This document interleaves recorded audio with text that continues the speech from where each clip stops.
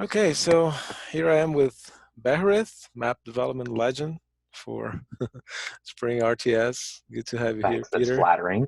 I'm It's just Maddox. I'm just someone trying to learn how to make maps. No, I also make games and mods for Spring. But yeah, Beherith is currently helping the guys on BAR. Great project. So yeah, check it out. His maps are awesome. You can find those on Spring files. Um, and basically we're going to talk about his automated process to generate textures and even the height map itself for the maps. So I have a small, really beginner-like tutorial for setting up maps and compiling and everything. So I've already linked those on the forums. I also add the link down here. So this will be a bit more advanced. So if you guys have any questions, just shoot towards us and we'll try our best to respond them. So stage is yours. Thank you, Peter. okay. So what I have set up here is a pretty large world machine macro, or at least not. It's just a set of nodes. It's a world. If you don't know what world machine is, I highly recommend trying it. It's a completely procedural and novel way of generating maps where everything is procedural, and it just makes things so much easier in the long term. It makes it easy to tweak things. It makes it easy to change things. You can just move over a mountain whenever you want to move it over, and it really does move mountains. So in general, what we're going to do today is we're going to take a look at one of the newly released maps and see how the terrain creation works in the layout mode, which is very useful to use. And if you're using World Machine 3, you should kind of be using World Machine 3. It's the newest version. It's very versatile. You do need the best version of it, the one that supports tiled builds, because otherwise I'm not sure even 32 gigs of RAM would be sufficient to build this Yeah. 8K by 8K world. Yeah, this So is huge. 16 gigs. It's one of the features that I'm asking for the most on Gaia, which I mostly use, although I also I like for texturing, I like World Machine better. I think it's more fleshed out and more evolved. But yeah, I really like the erosions nodes on Gaia, so I'll try to mix them both. So, but yeah, definitely tile views, it's a must. Yeah, it's a really good tool. I've been using it for more than a decade now, actually. Hi. So basically what we're looking at is a pretty hefty world macro here, and everything is grouped accordingly to what it actually does. And what we're going to start off with is building just the height map. So Okay. I always start off with some kind of just random Perlin noise to just give it some sort of base to work with. Highs We're and going to zoom lows. to our render extent. We always start off with Perlin noise. It's useful, it's versatile, there's nothing wrong with it. I'm just going to clamp it down because all I want is just some very, very small basic noise. And then in layout mode, we're going to look at L1. This is our first level layout. Our first level layout just consists of this mountain range on the left, and this is going to be our shallows. So then what we want to do is we have another level here, which this shallows level, which basically does nothing at the moment. That's good to know that that's empty. I can just delete that.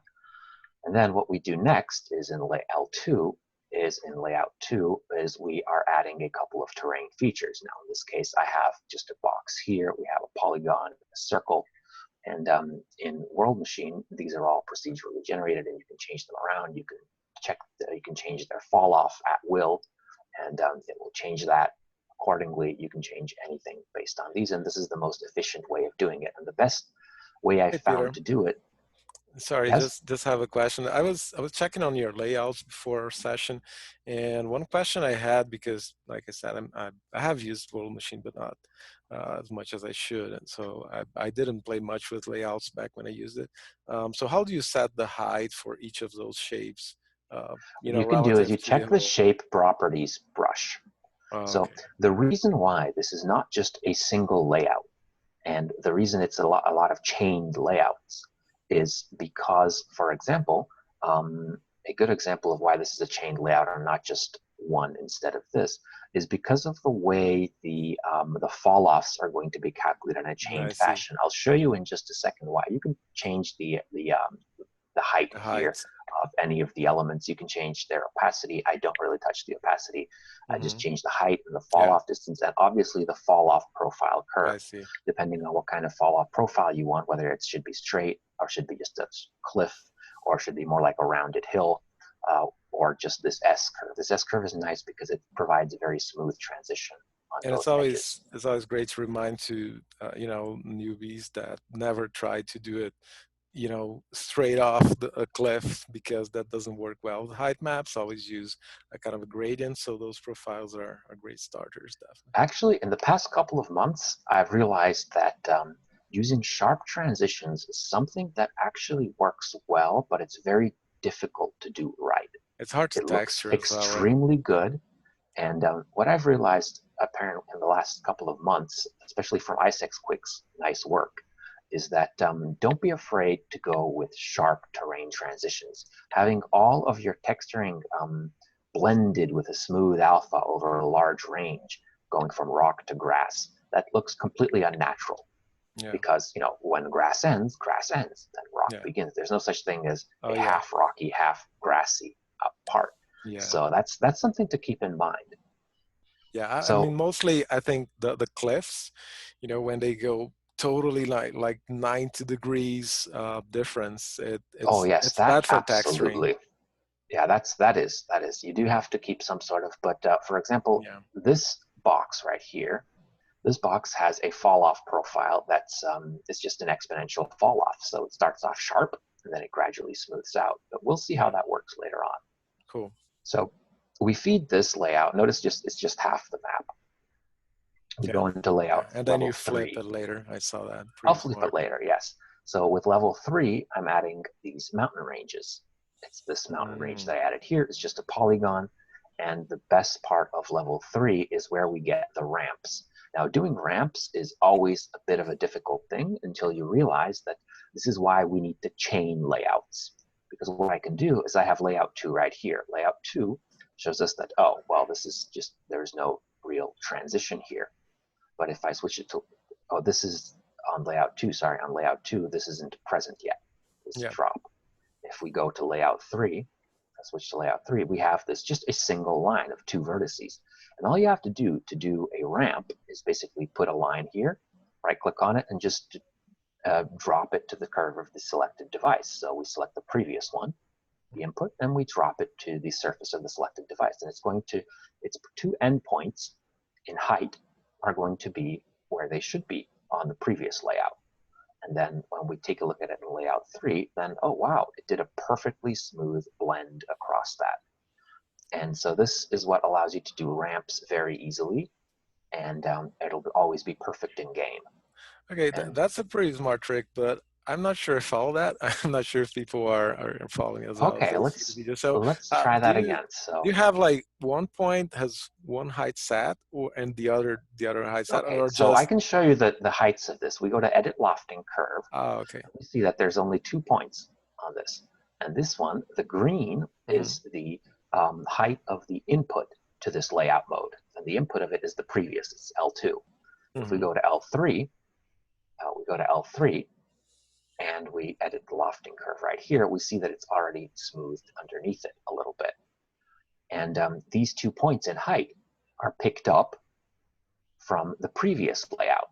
So if I we see. go to previous, and if we drop curve to surface of selected device here, that means that I have the previous layout selected, and we're dropping the individual points of this curve to correspond to the heights on the input layout. And how do you define the width of that? We define the width of this in the shape properties. So the fall off distance of this, Oh, let's I see. take a look at that. So if I want it to be a less wide ramp, then all I have to do is tune down the shape fall off right here. Oh, And it's a cool. less wide ramp. So Perfect. let's go. I don't know how much this was. This was like And for that, 700 or the something. rightmost profile curve that you use, it's probably the best. Actually, the best for this is you can do some really clever stuff with this if you go into manual mode. Now this is sorry. This world is huge, so it takes a while to recalculate whenever Yeah. I do anything on it. Mhm. And then I am going to choose a manual curve, or at least try to choose one. Accept. Let's close this. Okay, so we're back to what we had here. For some reason, it's not updating correctly. Let's refresh this. Yeah. Okay, there we go. And then we go into the shape properties brush. So we change the properties of this line. And if we edit the fall off profile, let's say I want a ramp that's wide and has these sharp corners. So I'm just Hmm. going to accept. You can use any kind of curve here. It's a Bezier Yeah. curve. And if we do that and accept it, then we can see, let's refresh this, force a rebuild on this. We can see that what we got is this is all perfectly flat, wide, and at the end, yeah, Yeah. we see the fall off from it. So this is why I just generally tend toward using these S shapes, but this can also be extremely useful if you want just a true ramp. If you want a Do you, hard ramp, it works extremely well, and you mhm. can always reposition it and readjust it, because doing ramps perfectly is something that is a little bit daunting to make them look good in game, make the pathing perfect on it, and everything Yeah. else. Just a random question.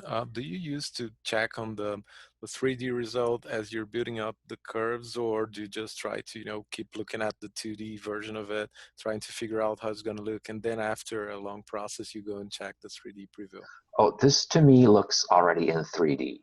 I know this is 2D, but I have the 3D in the top left, Oh, you look there. Oh, okay. and I look It's there if I pretty want to see it tiny. in 3D. It's really tiny, yes, but Yeah. this is, to me, this is already 3D because of the shading, and I know Yeah. Yeah. where things should go. And And I guess and that I shading from the yellow to the green, it does come from that initial purling noise that you did, right? yes, Oh, yes. cool. Excellent.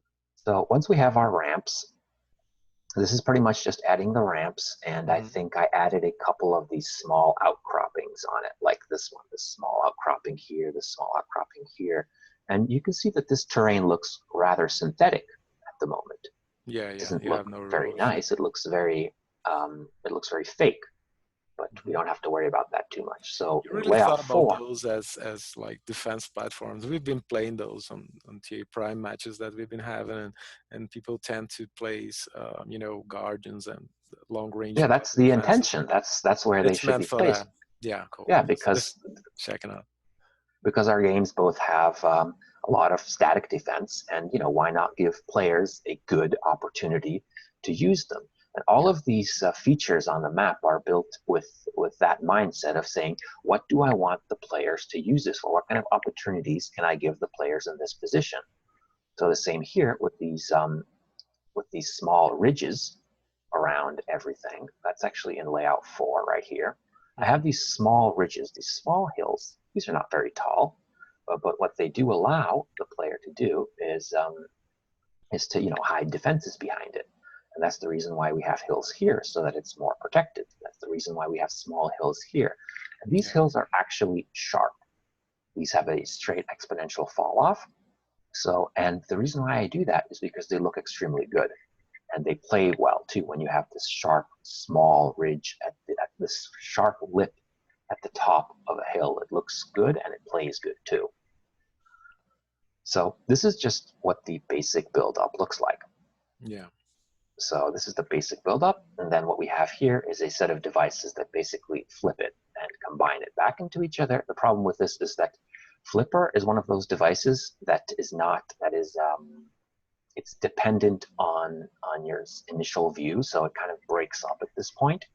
Hmm. So what I have to do at this point is, there's a small trick here, is that I make these checkpoints in the entire thing. All right, one more thing that I want to show is I'm going to disable this flipper for now. I'll disable this combiner just to show things of how to make this thing look more natural. Disable the flipper, disable the combiner, and it's not disabling. It sometimes does that on the layout view. So I'm just going to straight up, not disable it, I want to bypass it. It's B. Yes, I it's see. B.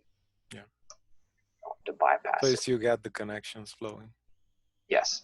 So, and it's still doing it for some reason. So I'm just going to disconnect it. Curiously, when I clicked on the flipper on my machine, it did show it properly. Like like properly It shows it placed. properly in a 3D view. It just doesn't work in layout view because Ah, I layout view is see. being built in tiles, and the flipper flips the tile itself. I get it. So Flipper doesn't play well with tiled builds, and don't recommend using it in general, but it's really useful because they only have to draw half the map. Okay, Yeah. so let's see how we add noise. A great way of adding noise and life to this very sterile synthetic world is just take a high frequency Perlin generator. We can see that this is very high frequency noise. It's just your average Perlin noise, Mhm. and run it through and use it as a distortion. So we're taking our primary input. I think World Machine 3 has a couple of clever features here that I can show you that really make this shine. Let me try to, okay, well, let me just do a quick build. I just don't know what the build resolution is set to. So the build resolution is set to 2K. Okay, so we're just going to do a quick build of this. Yeah, I Just would ask point. you that. I noticed that it's set to 2K, which is obviously not the final resolution. So No, it's not what the final resolution. That's just for for testing. Also, testing there's and this thing called render extents, which is very, very mm, useful. So if you go into project world parameters, you see this. There's these render extents in yep, normal yep. build resolution. So Mhm. the render extents in this case, in the 8K version, which I call that's the master version of this, is the entire, it's 8 kilometers by 8 kilometers. But if I choose a smaller slice of it that I want to build at full resolution, meaning native resolution, I choose a smaller slice of the world so that it's Mm, easier to test things out. I don't have to wait an hour because this takes about an hour to build no, the whole thing. on full So resolution. Yeah. at full resolution, it does take a while. So let's take a look at what they've added in. So we're going to look at the 3D view and show you what happens with the displacement. AB. That's AB comparison, right? Yeah, that's the A/B comparison right here. And on the left, we have our input, which was our synthetic layout. Hmm. And then on the right, what we have is after a bit of distortion. So we can check how much detail just a small distortion adds. It adds a ton of detail to it. Everything looks already much more natural. So we do this twice, once in one direction, once in the other direction. And then what we get is we get more distortion. And it's even nicer. It's even more natural. Now this is already looking quite natural and quite usable. You have to find a good balance of natural looks Playability. and and playability. Yes. Yeah. So I just clamped this to a bit lower to make the height that I want here to be equal to the height in Spring Something I in like the to do engine. on Gaia is to mask the borders, the using a slope, nodes, so it detects, and then I create a mask so that I apply more erosion just on the corners. We could say that. Yes, absolutely. So, okay, we finally have our stuff that we want here. So what I use because of the flipper devices, oh, I also built the metal map in just because of laziness. So this is the metal map. I saw you have an image just for that, right? So you probably generated one quick pass, one texture export, and then you place those on an image editing, I guess, program. No, I used layout mode. I use layout mode for Oh, you everything use layout? possible. Oh, Yeah, I because use there's a layout mode. file on the pack. That's why I'm asking. Yes, that's true, but for this one, there's a metal map layout mode, which is just these, oops, which is just these circles. I can copy Hmm, paste them anywhere, and they're going to be I see. identically sized, and it's easy to move them. That's why it's very easy to integrate into the entire workflow.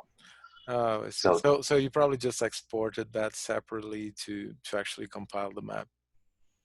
yes, Okay. yes. So then I do because of the flippers, I have to use checkpoints here. Now, a checkpoint in this case, what it does, it's going to build an 8K resolution version of it, of just the height and the Hmm, metal, and just save those to a file, which I reload I see. later on.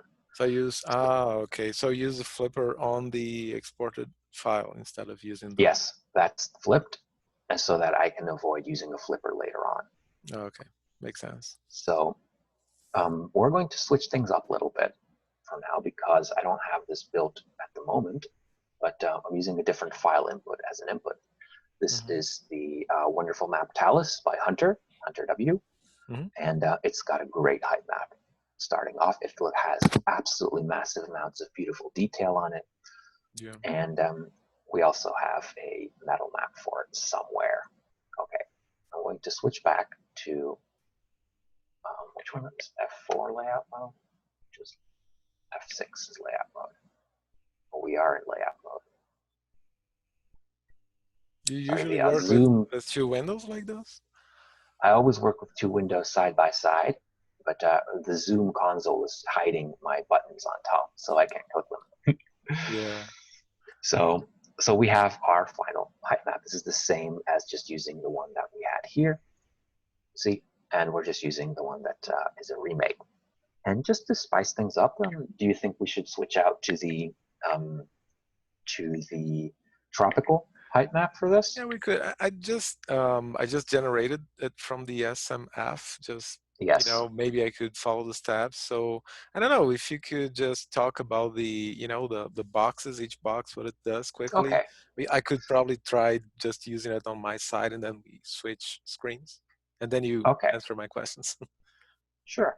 Sure. So then I should switch to the tropical, right? Yeah, if you want. I'm going to open the tropical height. Always open 16-bit. Don't even waste your time on 8-bit height maps. It's not worth Yeah, it. yeah. It's just in general a mess. Okay, so here we have tropical. So this is our height input. We can put in any height map here or design one in the layout previously. And what I have here is just an override. If there's no height map present, Okay, it will just quick show a question random height map. before you move on. Quick question. Yes. How am I sure what am I using? Like the image input or the one generated by layouts? Do you have to disconnect it, or when you have an image there, it So just you ignores just the rest? connect it to the other one. You just connect it to whichever one you're using. I see. So the high checkpoint thing there, you ignore it, and then you just load an image there. Okay, so if this is disconnected, then I'm just using this piece of Ah, noise I as an see. input. That's the override type. I see. I'm just going to connect this here. What I have here is a special macro, which isn't working right now because this is set to a different world. So this is a spring passability map where green is vehicles, yellow is hovercraft, blue is K-bots, and red is not passable by all. Interesting. So I do need to set the exact heights for it, which I don't know off of my head what the exact heights for this are.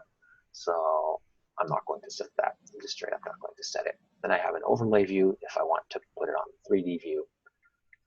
And now comes the fun part, where we want to add a little bit of detail to our height map. We have our nice height map here, and we want to add a little bit of detail to it. So I use a selector device to select some of the hills here.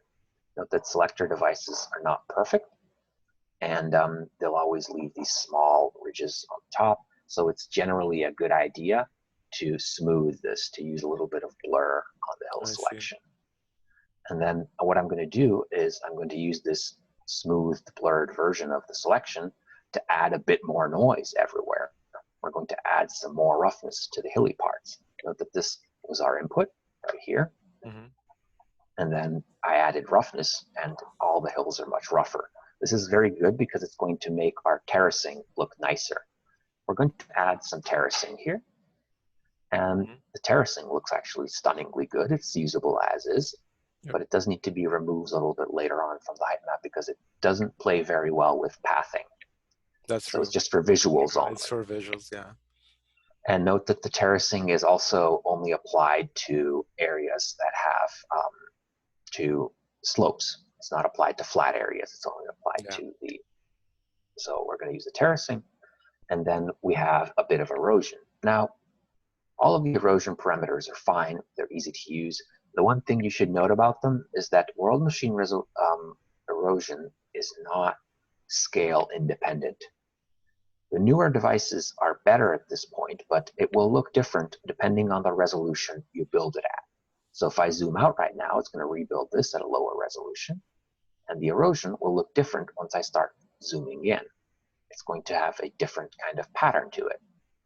You can already see that as we're zooming in, the tiles are changing. It's a completely different effect. So you do have to take that into account, and it can be overridden. You can force a device to be rendered at a specific resolution. You can override the resolution of a device relative to world resolution or anything. It's a very, very useful addition of World Machine 3 of this ability to override that. Is that relevant to make sure tile builds are consistent, or doesn't really matter? It's good for exporting different kind of resolutions in one go.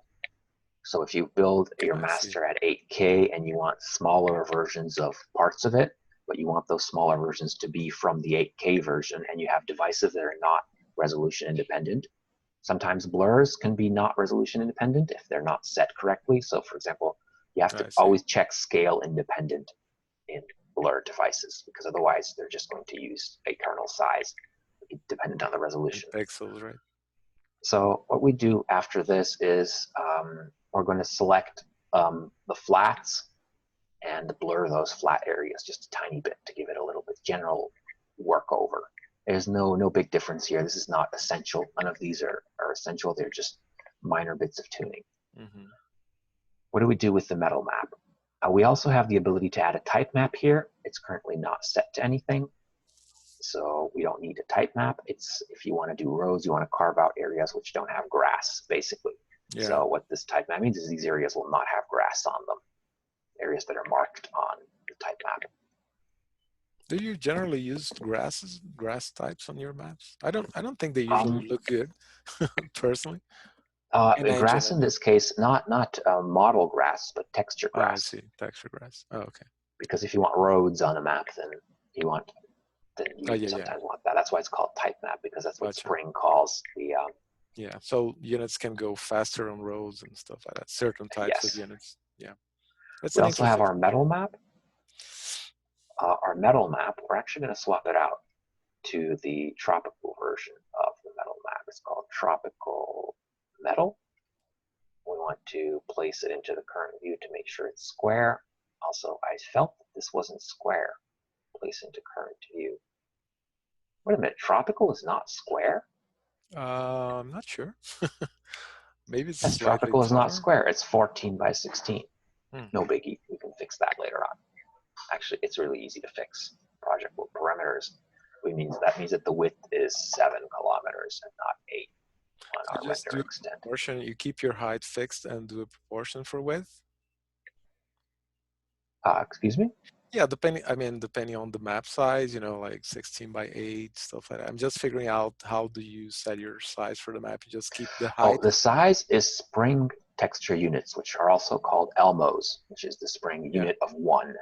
That's a world machine meter of 1. Oh, so it's the So same. that's why it's 8 kilometers by 8 kilometers, because that's a 8,000 by 8,000 or 16 by 16 Spring map. Got it. So just divide by 2. Yes. Okay. So we have our metal map right here as well, I which see should it's not also be. centered, Peter, like the middle of the map. Not sure if that's an issue or not. Oh, that's sorry. That's because now it's centered. Now the metal map is Oh, fine, okay. and our render extents have now been set up correctly. So I think Yeah, it seems to be moved to the it's left, still a little bit off. the area. And I don't even know why is that. Maybe it's 6 by 8. Hmm. It somehow didn't save. Or It it's not is updating. 7 by 6. It is 7 by 6. Oh, right. I know why. It is centered. All I have to do is here, I want to turn off the grid outline. There we go. Oh, Now it's centered. the grid's not centered, but the Well, map itself it yes. is. So Okay. we have our metal map as well. What we do with the metal map is we blur it a little bit and then clamp that to the size that we want our metal spots to be. And then we just use some noise, high frequency noise, feed it into a simple displacement device. That'll create these random patches for us. I see. And what we use is a simple transform in this case to make the transitions sharper. The simple transform is just canyonize and glaciate with high intensity.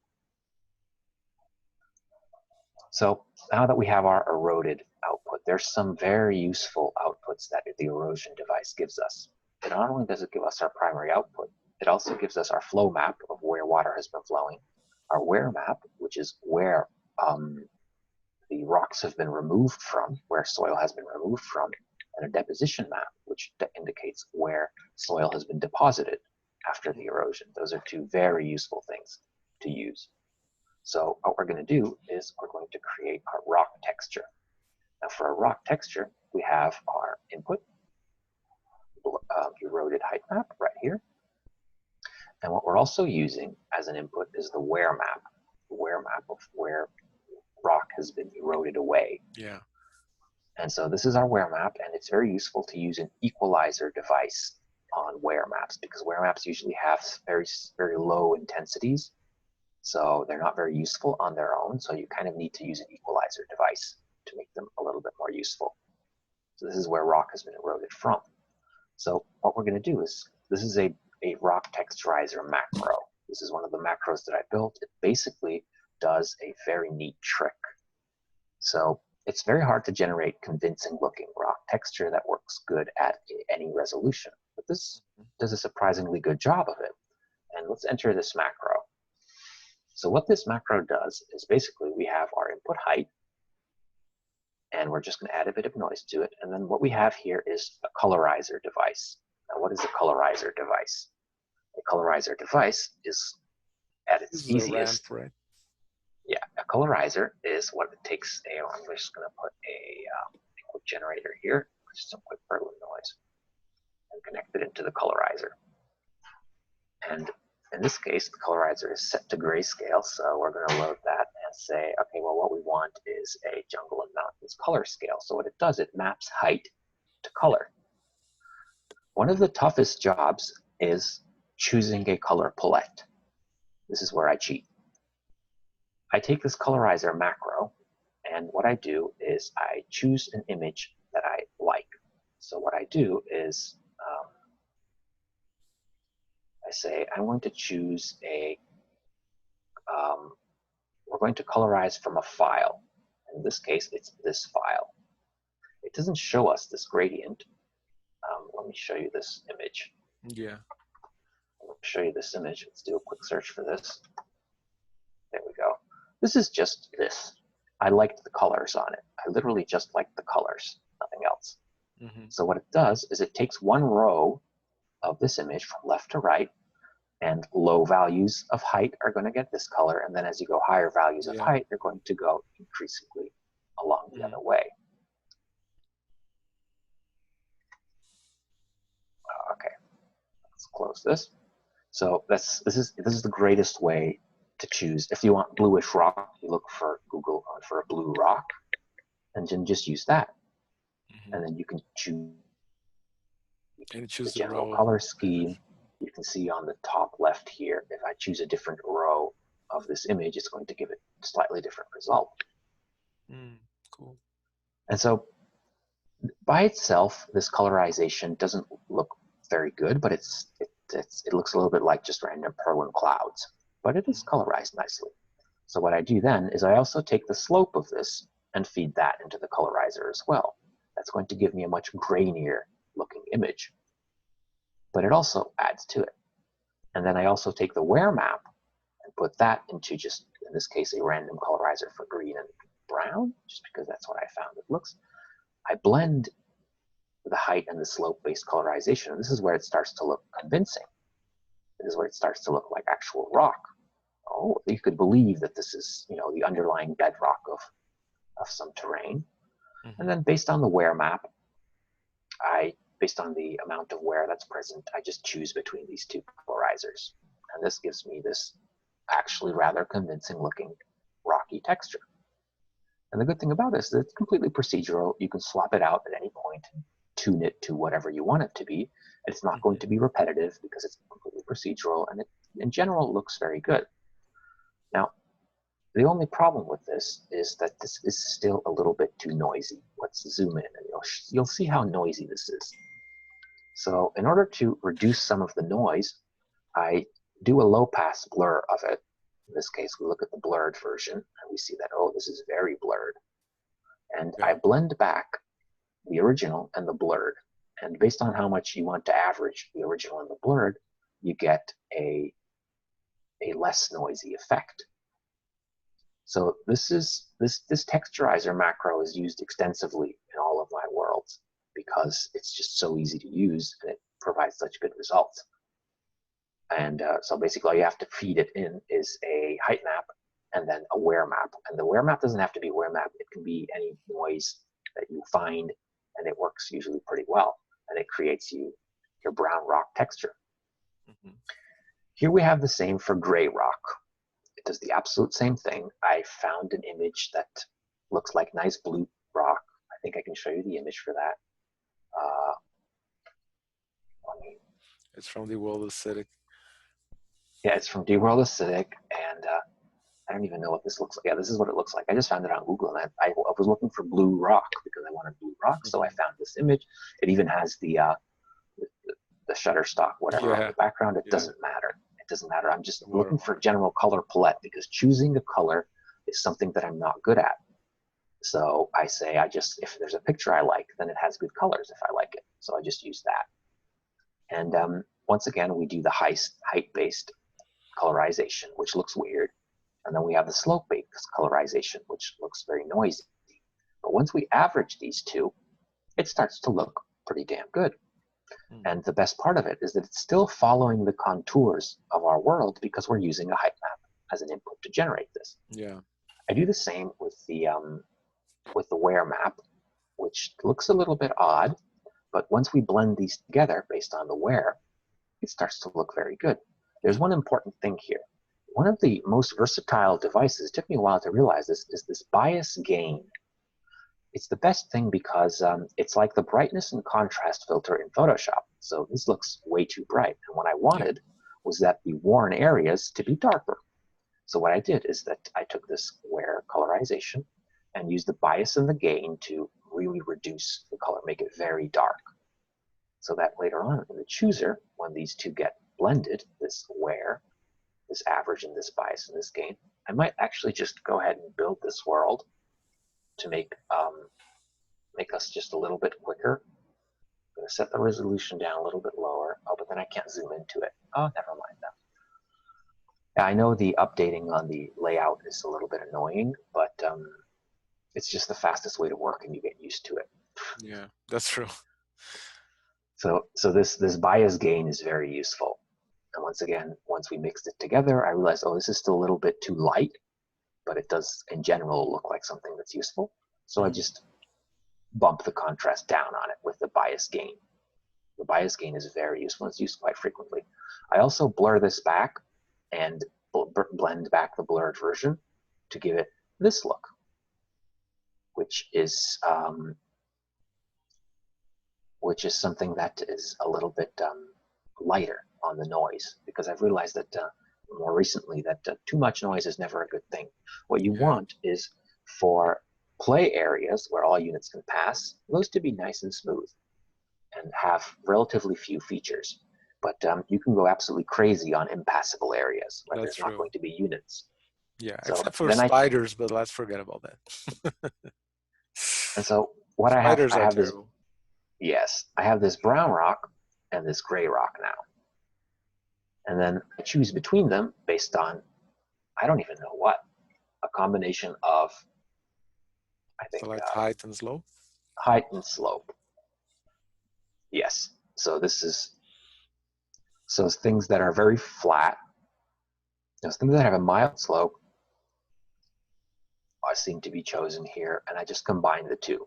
And it is already giving us a wonderful contrast between different height areas just from randomly choosing a height level at which to combine these two.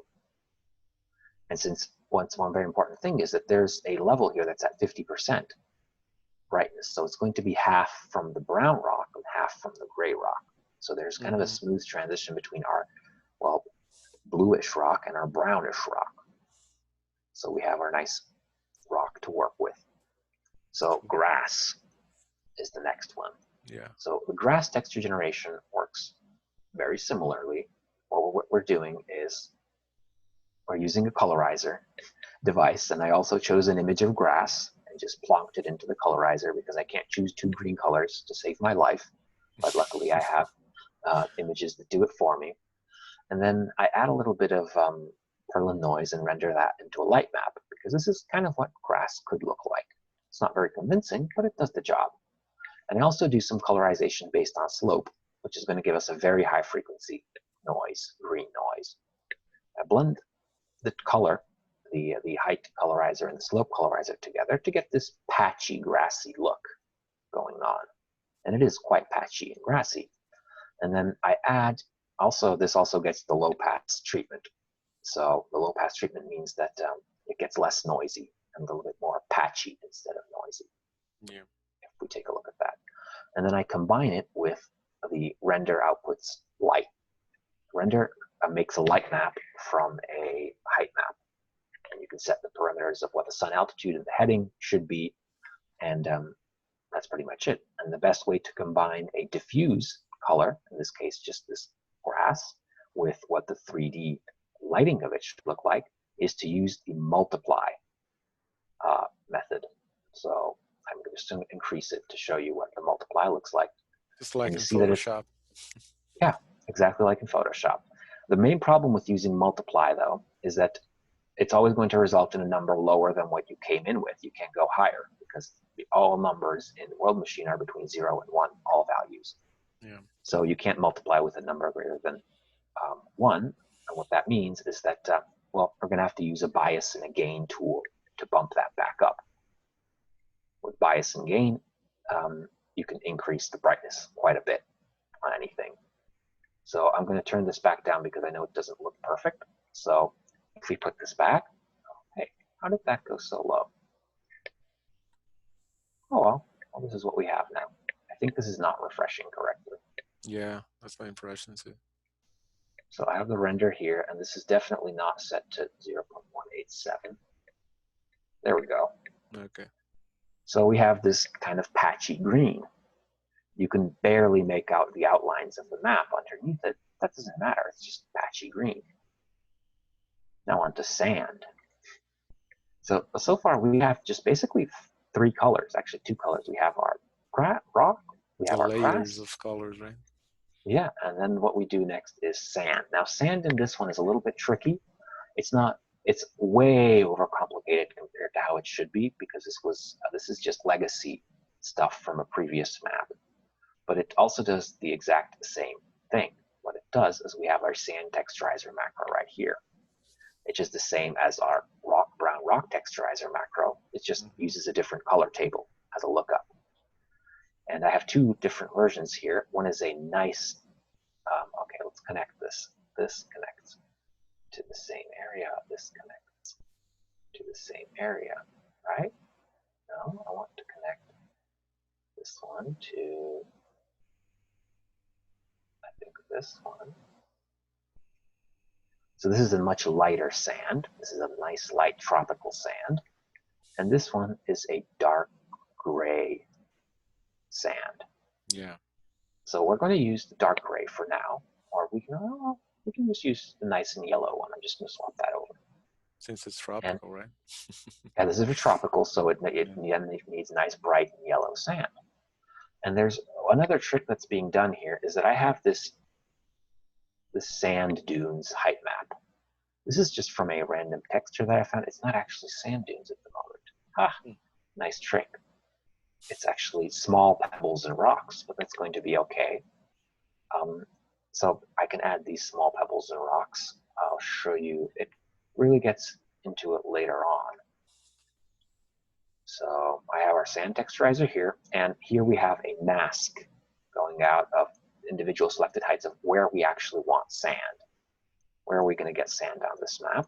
We don't know yet exactly. This is where we're going to get sand. This looks like insufficient amount of sand, so we might increase the height selectors where we select where we want sand. We want sand all the way here. Same on this one. We want sand almost here. So this should be this is our sand mask now. We have most of the sandy areas sandy. Okay. So now comes the trick of, okay, we have our grass. We have our grass texture. We have our rock texture. We have our beaches where there should be sand, and what kind of sand it should look like. And now we have our grass mask, as we want to select the flat areas and add the deposition map of the erosion, because what we want is where erosion deposits happen, those are usually nutrient rich because there's freshly ground rock there. and that's where water usually pools. And we want to add these two together and then send that to the mixing and the lighting phase. So basically what we have here is we select the flats. We want grass on flat areas, right? And we take the deposition map of where the erosion has deposited. Are you still here? I think the yes, sorry, you are. Yeah, I'm here. Just disable the camera for a second. Yeah, my question was, is the Zoom camera showing up on my shared screen, your camera as well? You mean which zoom camera? Oh, okay, so in the Oh, top you right mean corner of the my yeah. screen. A little bit. Okay, Yeah, I can pull it down if no, you're it's okay. covering anything. So this is our deposition map. This is where erosion has deposited soil.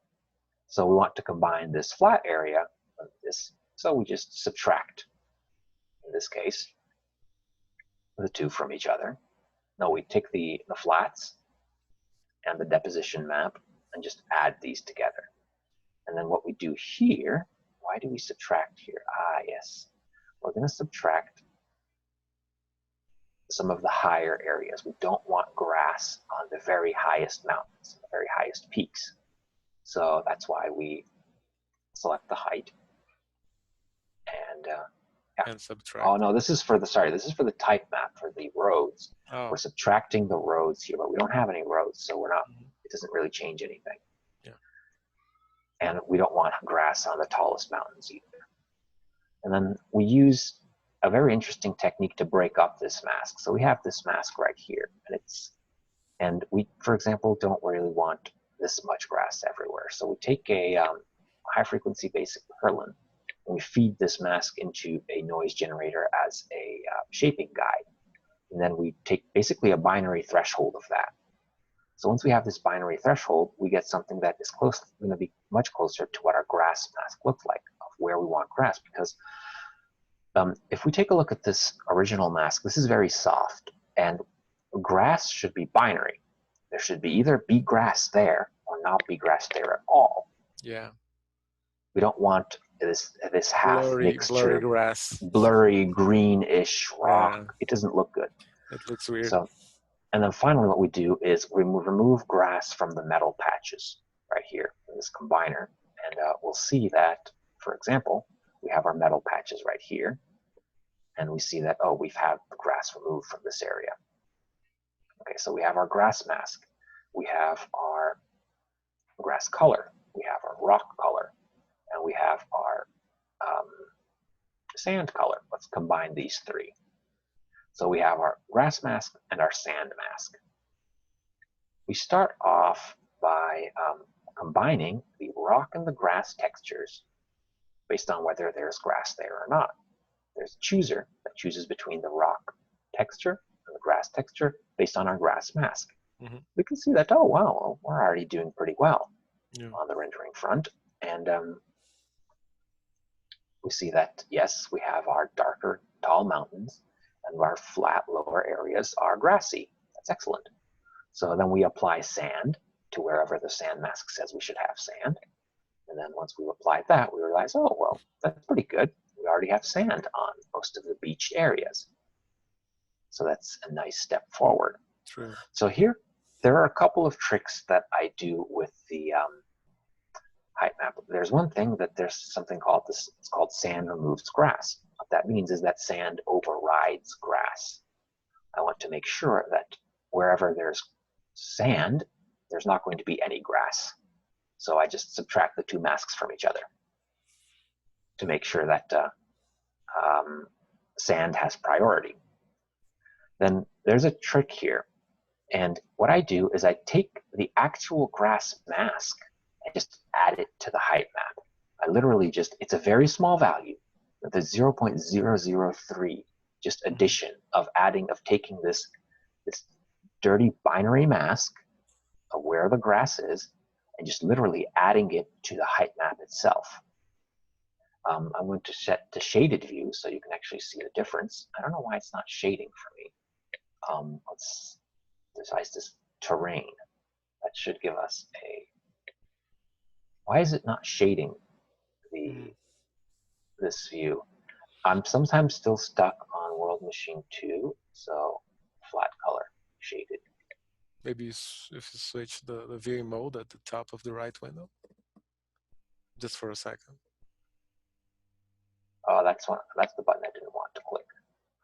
Let's actually give Yeah. this a save. See, it's working Okay, now. okay, it's working now. Yeah. Sometimes it just forces it to rethink. Yeah, it forces it to re-render. Yeah. But it's still weird, I guess. It's It's coming. still It's a coming little through. bit strange. Block by block. Yeah, block by block it's coming in. It's not really visible at this point, this bump grass up. And there's also a thing called bump metal down, which I'm taking the metal spots and literally subtracting them from the height map.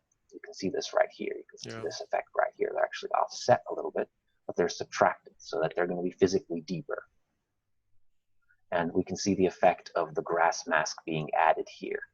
This is where the grass mask, because grass is just a little bit taller than the underlying rock.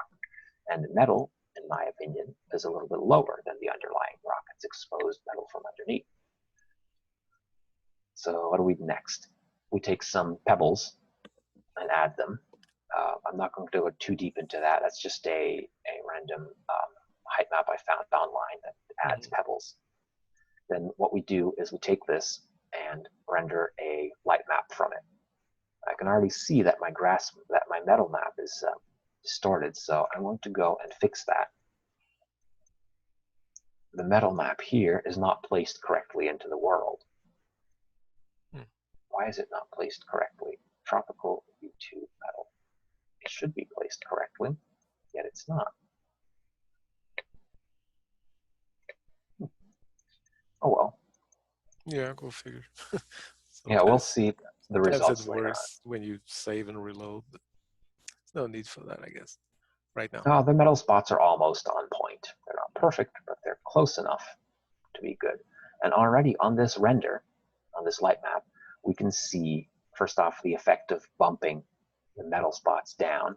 And we can see right here the border of the grass mask as well, because the grass mask has been bumped up. Yeah, looks great. So, okay, so what we do is we have our flat shaded texture. We have our grass, we have our rock, and we have our sand. Now, there's also a minor trick that I like to do here is because I'm using a procedural metal map, is to take the metal spots, take this texture, split it into hue, saturation, and light and brightness, like so, and then set the hue of metal spots to blue and the saturation of metal spots to some fixed value. So that's going to shift the color of everything into this grayish purplish thing. And I'm going to use a chooser based on the metal map to blend the two together, the original texture and this metallized version. This metallization isn't very pretty here, so I'm going to change this a little bit.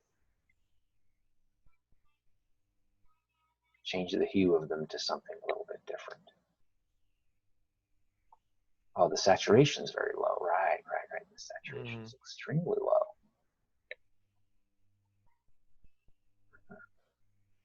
Right. It's not. I don't want them to subtract it. I want them to be nice and blue. Why are my metal spots not being turned nice and blue? I think. Yeah, maybe the method.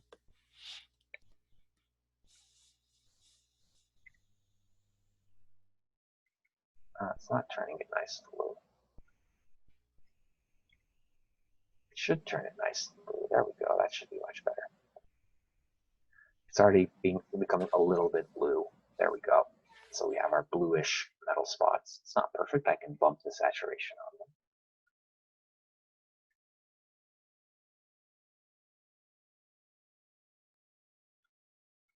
Make it nice and saturated. Colorize the metal spots. And they're still brown. I think I'm screwing something up. Obviously doing this on stream is, why is this red? I want them to be not red, but blue.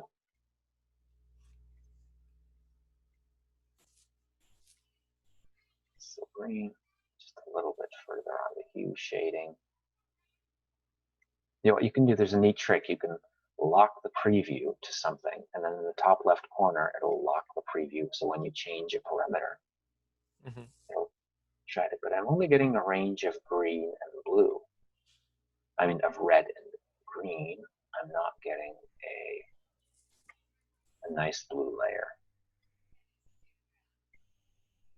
And I don't honestly know why at this point. So we're just going to stick with red for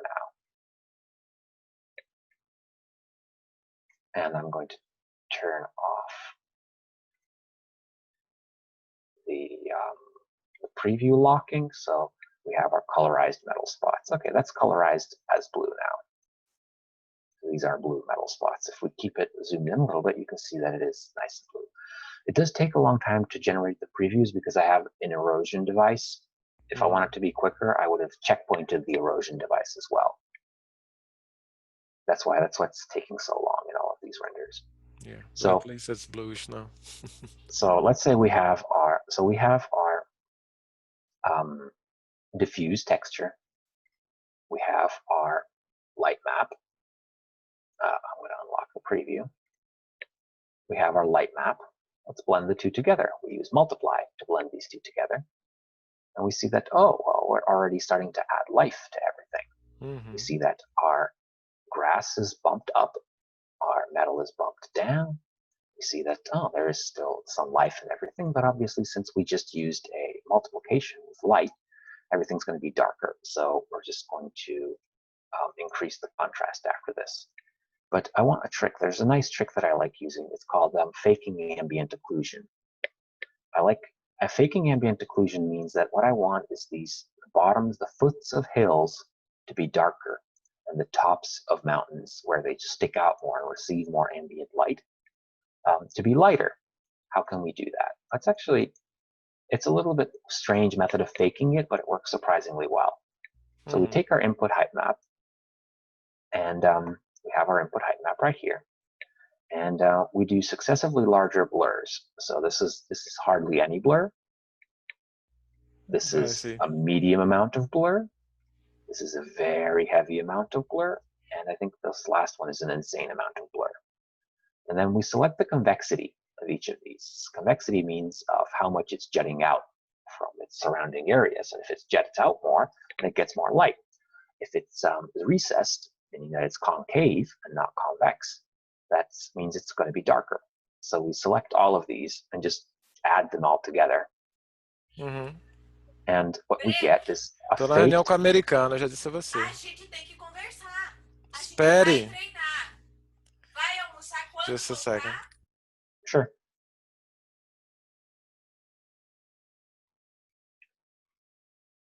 So as we combine these successively larger blurs, what we can get is a reasonably well-faked ambient occlusion map of where things should be lighter and where things should be darker. And all we have to do is just multiply this with our diffuse texture once again. Now, our results are extremely dark right now. We're not very happy about this, so we want to increase our brightness and contrast. Well, we can use our good old bias and gain device, and we're almost done. Yeah, one thing I like to do is I generate a normal map when I go through Gaia, of course, and then I send it to Nald, KNALD. Don't know if you know that. It's a GPU map generator. It creates awesome ambient occlusion, and you can make it really scattered, like you're doing with multiple passes, but different logic, ray tracing, and all that. So it does. I wrote a ray tracing device for World Machine that did ambient occlusion with proper ray tracing, but they've updated the plugin development kit a couple of times since then, so it's been left a bit rot. And it was pretty good. It was just extremely CPU heavy. Tracing rays on height maps was not fun in just pure C code. So I think the fake ambient occlusion works perfectly fine. We can actually see the results of how these areas got a little bit darker, how the tops of the hills got a little bit lighter. Yeah, I'd probably, do a pass just for tasks, just doing it Oh, through sure. Node and doing it through your device so we could compare it visually. I think it looks pretty good. What I like to do is from the ambient to occlusion, I send it to Photoshop and I do kind of an overlay. So it Hmm. gets a bit of a colored overlay Yes. mode, and then I blend it with normal, So just actually, black World type. Machine now allows you to do Photoshop style overlay. Overlay now is actually Photoshop style in Oh, the cool. combiner. That's one of the new World Machine 3 features. Excellent. So, This could work so as well. basically, once we have two things, is well, once we have our complete height map done and our complete normal map done, I mean our complete texture map done, we save the texture output as we wish. We also have our overlay view, so we can take a look at what this would look like in 3D. What this look like in 3D? It would not be very convincing because it's not built, but it's something like this. The reason I like layout mode is just it refreshes dynamically, so I can zoom in and out. It's a great result Um, for the minimum effort that we've yeah, done well, so we did far. nothing. All we did is we've Yeah, replaced the map just set and the some metal ranges map. and yeah, Yeah, and so we also want our normal map. Spring likes its normal maps with Y flipped. It's a good thing to note. yeah, So we create our normal map and output this. We also output our texture. We're happy with that as well. So excellent. there's a couple of things that we missed so far. So we have our texture and we have our height map. We take our height map. Where is it? We take our height map, and what we do is we smooth out the vehicle passable areas of the terrain just to help with pathing a little bit. We already have all our details in our texture map, and we all have all the detail we want in our normal map. We're not going to miss it from the height map. So basically, what we do is we take our height map and just blur the areas that are like blur the flat areas, literally these areas, just a tiny amount of blur, just to make sure that we don't have too much noise. Am I running Spring in the background? Yes. If you are, that would explain lots of lag. Yes, it just started up, by the way. The game just started up. So, and then we can take this and create the height output from it. And this is going to be our height output. So there's one thing that really seals the deal on a map. And it's not just a texture. It's not just this very high resolution normal map. This is going to be exported at 8K by 8K. Mhm. That's one of the new things that we've been trying out in the past couple of months, is that we realized that we can generate an 8K by 8K normal map, and Spring will eat it no problem. It's just 40 megabytes in DDS1 in DXT1 compression, same as the tile file, and it adds a massive amount of detail to the map. It's very Yeah, worth using. We can already see, like, we have our bump metal spots down, we have the bump grass map up, and we have all of these small erosion flues really, really well accentuated by this normal map. So yeah. it's Everybody just loves the look. I think I used a 4K for Hourglass last map I did, and it worked well. But it was TGA. I didn't mhm. manage to use a DDS. But then you guys found out that you can use that trick using another entry. So I'm Yeah. eager to try that out on the next map that I Um, the thing you should note is that only Photoshop's NVIDIA plugin is capable of generating these 8K normal maps. For me, everything else crashed. I could generate them from I can generate them from Node, which is GPU based, Mm, so it uses the RAM yeah, it on can the do it. GPU, so it does work. Oh, that's good. Yeah. So one of the most important things, something that can really make or break a map, is the splat map. Oh, that's something I'd never. To be honest, I don't use it just because you're limited to four It's textures. not limiting at all. It's Oh, 4 is so good. 4 is yeah. just right. If With you 4, use it for, I think if you use it for normals, I agree with you. For colors, I don't oh know. no, It doesn't please me too much. in fact, I've gotten to the point where I even switch off the color in the splat maps and just add normal. Yeah, for normal, I agree with you. It's more than enough. So I think it's very useful to do, and if you put just a tiny bit of work into it, then it's already worth it. So basically what we need for this is our input masks of where we wanted grass. We have our grass mask. We have our rock mask, and we have our sand mask coming in somewhere in this. I have no idea where. Around. So yeah, somewhere where it should be, I think, yellow or brownish. It does, no, it actually doesn't come in here. It comes in later on, and there's a reason for that. It's a legacy reason. It's kind of sad to admit. But basically, we have one type of grass and then another type of grass. So we basically take the grass mask and break it up into two different ones. And then what we have is hard cliffs, where areas where we have definite hard rock. And we also want an area which has like these small pebbles. And we just used our original masks and just a slope selector to swap between these. And we use a macro called a texture weight map. Now what a texture weight map does, this is a World Machine built-in tool, and it basically, it's designed for creating these splat maps because there should be a priority, and you can set an exclusion level of which mask excludes which one. So if you say you have, well, sand has higher priority than grass, then you just put that earlier into this texture weight map. And Gotcha. obviously you put rock the last because rock has the lowest priority. You combine this into an RGB image. We're also going to be adding another channel for the sand. Yes, this is where the sand comes in. Exactly. Found it right here. So the sand comes in, and we're going to put that into the alpha of this splat map. So this is going to be our alpha. Cool. Now, because this is generated at 8K, I'm also checkpointing this. The splats out is also being generated at 8K because later on you can choose what resolution splat distribution texture you want.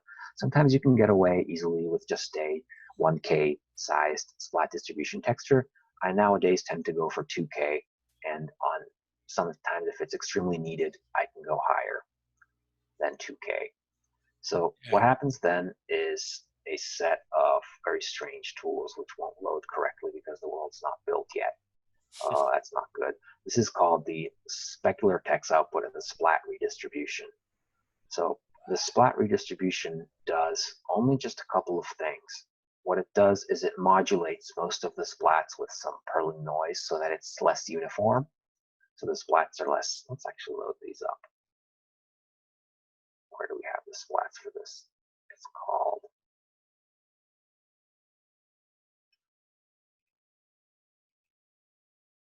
By the way, I noticed this map has no the traditional map info, on the roof. The SMD file? Yeah, it just has an SMD, but no, what's the name of that thing again? Is mapinfo.lua? .lua? Yeah, this map doesn't have that yet, so that has to be updated. Okay. So basically we take our input splats from just a previous map in this case, and we just modulate that with a bit of noise. In this case, there's some tricks here. I have a feature map for the trees because I wanted trees to have more sand underneath them. So I just bumped that up a little bit. It's just a feature map. I blurred that a little bit and then just added it to where I want more sand. Gotcha. And also the metal map is make sure. Now the specular texture, that's something that I want to show because it took me quite a while to realize how to do specular textures. So I want the height for this. What's the large version of this height map? That's hopefully this one. Yes, because it's loading very slowly. This is our height map, and I want the texture as well.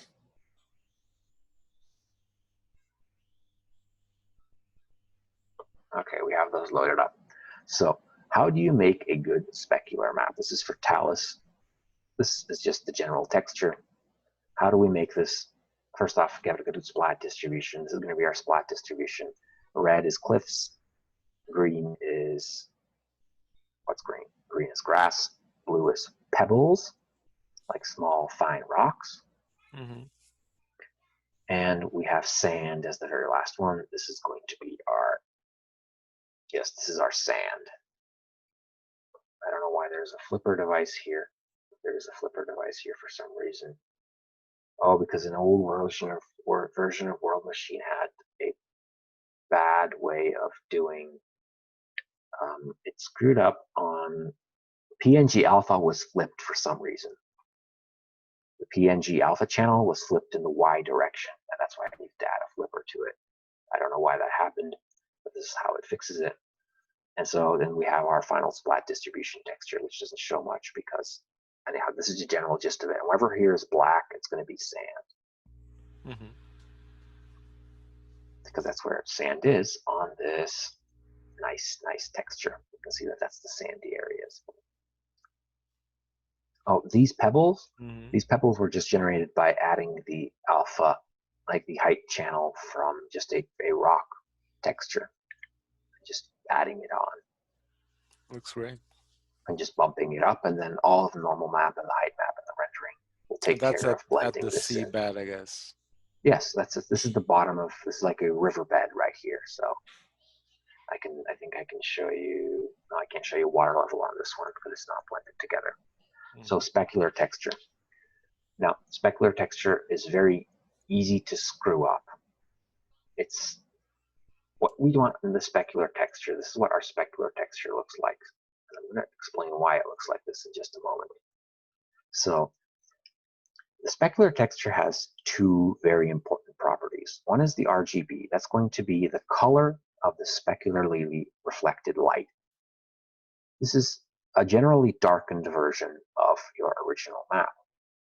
And except for the metal spots, I want them to be bright because I want those to have a large amount of specular light reflected off of them. Sure. But the problem with this is that the specular also, as an alpha channel, it takes in the specular exponent. Specular exponent means how shiny a surface is. And the general issue with this is that the amount of light you're going to get reflected is proportional to the color in the specular texture, and it's also proportional to the specular exponent, but it's unfortunately inversely proportional. So what that means, if a surface is extremely shiny, meaning it has white in the specular alpha or the specular exponent channel, that means that it's not going to reflect that much light, but it's going to be very directional, meaning highly polished, as in metal should be. But because of this, you have to increase the brightness where you have high reflectivity. On the other areas, you're faced with the opposite problem. If you have a very low amount of reflectivity, like this, I mean a very low specular exponent, meaning the surface is very rough, then you have to make sure to keep those areas dark. Because the way the Spring's SMF rendering works is, if you're familiar with the specular power equation, then there's no normalization term on the specular exponent. It can get pretty aggressive pretty quickly. It can get very aggressive very quickly, especially with low specular exponents. I actually advise not going below 16 on a zero if it's from 0 to 255 in the alpha channel. Don't go below 16 in your specular exponent. That's a specular exponent of 1. That's your average surface that has a purely sinusoidal reflection. Good tip. So that's pretty good. Otherwise, you're just going to get swamped with light. Otherwise, this specular texture RGB channel is going to get straight up added to your image, and that's never good. Cool. Peter, just to wrap this up, not to drag it super long, can you give us some tips on the actual tile build exporting from those final images that you're generating? So the final ones, if we take a look at normals out, so it's basically what you have to check is participate in tiled builds. You definitely want to check that. And then when you go into the project world parameters, for each render extent, in this case the 8K, the main render extent, you have your tiled build options, what your tiled build should look like. You always check always output all tiles, and it's very important to use this merge to single file post build. I know it's memory limited. This means that you're not going to get individual small images, but what you're going to get is merged to a single tile. Mm. And in general, the two things you want to change here are the tile resolutions and the amount of tiles per side. And what you want is for these two to add up to your desired 8K. So this is going to be 2048 by 4, so that's 8K, size that I want. And if you choose a smaller tile, you're going to get away with much less memory. See, if I bump to 2K tiles, I'm going to need about 14 gigs of RAM to render this. Mm. And if I use smaller tiles, then it's going to chug away with 4 gigs of RAM. And it actually does this, but obviously I'm going to need to increase the number of tiles to 8 by 8 because they're half size. The blending percentage of 12% usually works perfectly fine. It means it's going to render tiles 12% larger internally, and then crop those and blend those so that you don't get any problems from erosion devices not overlapping perfectly and stuff like that. But this in general works really well. I see. So what's And there's the no, what's the yes, biggest resolution of a map that you ever built using tile build? I think I did 64 by 64 just as a proof of concept. Wow, that's huge. And since, if you can take a look at this, if I'm increasing the number of tiles yet keeping the tile resolution fixed, I'm not using more memory. Mm, that's cool. So you can basically build infinitely large maps. With the latest map conv, by the way, it's built for Windows 64. Also, use my map conv if you haven't used that before. I'm using PyMapConv. NG MapConv. I don't know if it's yours or the Okay, latest. mine is PyMapConv. It's the one with the Python. PyMapConv. Yeah, Oh yeah, I think that's the one. Yeah, that's the one I use. PyMap. it comes up with this. It's after NG. Yeah, you're right. Yeah, and it's been tested to a 128 by 128. It's the record that I've been able to compile and run in Spring. So Awesome. Yeah, it seems I won't get that big, but I want to do a remake for. I think it's Coast to Coast or Shore to Shore. I always forget the name of yes, it. It's pretty long, it's a map, long so map. it's probably gonna be a good challenge for the texturing and the compilation. Yeah, so I think that was an awesome rundown. I probably have more questions just poking around. I've noticed it, Mm-hmm. some parts that I couldn't make anything show up, and probably because you were using those checkpoints and rendering images out of it that I didn't do. Yes, I was using So checkpoints here. So, yeah, this is kind of a hack, but it just works so well and it avoids so many yeah, problems. so basically what you do is select that and you click on build, and it I just builds select that, onto click that. build. If I Uh-huh. click build on this, and then afterwards I can just write output to disk. I see. And then And you if I've get to written the output, I can the go here file and I go input. refresh from file. Perfect. But since I don't do That's the this step I too was missing. often, yeah, yes, that's something that you have to do here. Okay, so I think after doing that, I'm probably gonna get to the end of the process, and yeah, Coast to Coast is The definitely a same challenge. goes for the splat rework and the specular texture generation. Like this reloads the previously generated height, type, and texture maps. You I have see. to You have to plug them reload in. those, specify those, and plug them in right here. So whenever I see a file input, I just plug whatever I had Well, you generated. take a look what it is, and you'll realize that it's something that Oh, you the just name of it. generated. Okay, Yes. that makes sense. Well, that was a great rundown. Thank you again, Oh, well, Peter. thanks for And listening. yeah, and everyone following us up to here. Congrats Yeah. on that. And minor tips and tutorials on what machine you can find online. I know many steps here were just sped up because it's the nature of the deal. We wanted to do a bit more advanced tutorial. Make sure to check out BAR. What's the current name, Peter? You're closer It's to beyond the all part. reason. Beyond a Reason, right? So Yes. it comes from Balanced Annihilation. If you guys play that, check it out. They're doing great job in animations. Your tool for animation is stellar. I was shocked when I saw that working. So great job on converting axes and all that. Thanks. And there's also many videos on his channel about that. And check also TA Prime. We have models coming in, new models coming in as well, and lots of it's a very different play style from BAB. Is more straightforward. TA Prime is a bit more structured, text centers and all that. So depending on your style, you're probably going to want to check both of them. So yeah, and if you have further questions on this map making process, make sure to drop here. We'll try our best to download. I'll post the link for that video in the forums as well, so people can put feedback, and then I paste that on TA Prime and BAR forums. Okay. Okay, and then just two more closing remarks. Is one I would like to say is that all of the world machine files from my recent maps are packaged into the maps themselves. That's So true. TMDs are always there. You can just yes, open it up TMDs and are always there. Ever since my last hard drive crash of losing a ton of TMDs, I no longer risk that. It's a they're couple of super tiny. kilobytes. It's like 36 Yes, kilobytes, and it I don't know generates why I those. didn't. I don't know why I didn't include them previously.